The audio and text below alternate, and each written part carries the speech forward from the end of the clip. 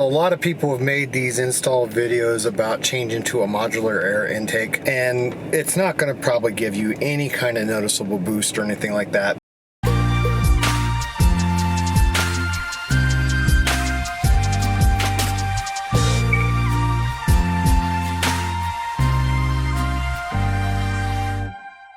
I'm changing this out to a Wix air filter, not a K&N. If you like K&N, that's great. I am going to be driving this vehicle on back roads and stuff like that, and I would rather have better air filtration than less air filtration. I will be putting in the better air filter. I am changing this air intake out just because I want to have it look a little cleaner in there, more of a cosmetic thing, and if it sounds a little cooler, that's great. Eventually I want to put in electric fans as well. Now those will give you a gain and even free up even more space under there. Just easier to see things, easier to work on, all that yada yada yada. Every excuse in the book to make me feel good about it, right? I did buy me some mass airflow sensor cleaner. I had to order it online because for some reason O'Reilly says they haven't had it for 4 months here in Colorado. Also bought me some throttle body cleaner, which should be in here in a couple days. So right now I'm going to just get the air intake put on. This is what it sounds like in the truck right now with the stock. It's a little cold today. I'm idling just a little over about 750 RPM. So this is what it sounds like inside. Now let's go outside.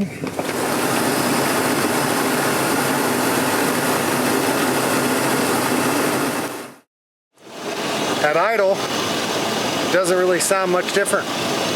So that's good. It only sounds louder when you're actually accelerating. I didn't do it before of that. There's plenty of videos about it. Definitely frees up a bunch of space. You can see in there and see what's actually going on now. So that's kind of nice. Also, this one had this big, huge thing in the middle of it here. Oh, that was kind of funky. So, let's see what it sounds like when I rev it up.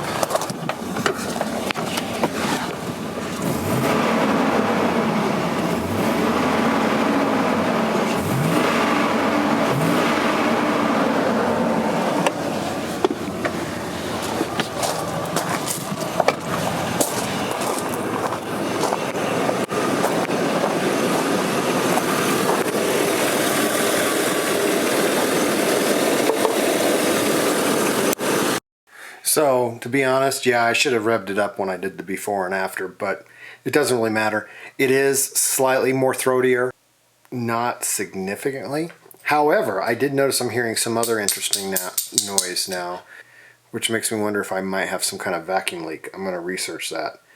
The reason why I'm curious is because it does sound different. When I throttle it up, I hear the throatier sound, but I also hear this suction, this sound, which maybe that's just what it's supposed to sound like, but I never noticed it in the other videos. So maybe it'll help me identify any future possible issues.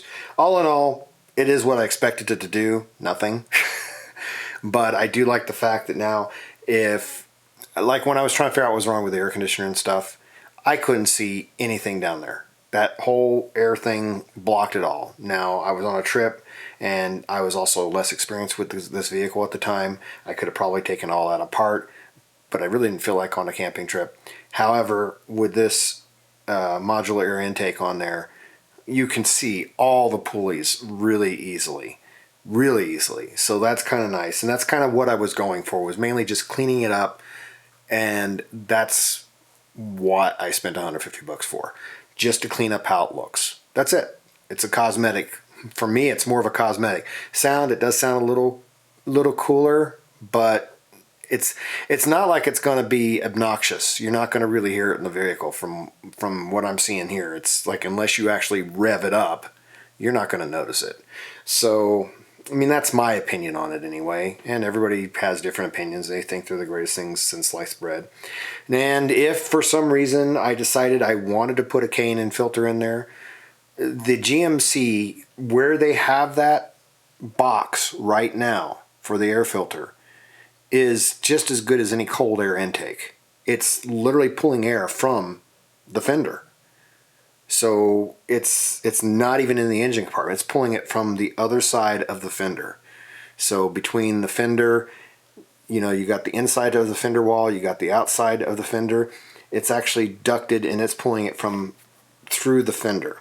So it's basically the GMC 2500, probably all these Silverados, all these GMC trucks, at least from 99 to probably 206 and 207 Classic. I don't know those other trucks, but my understanding is they're all pretty much the same. It's like pretty much having a cold air intake because of where they've got it.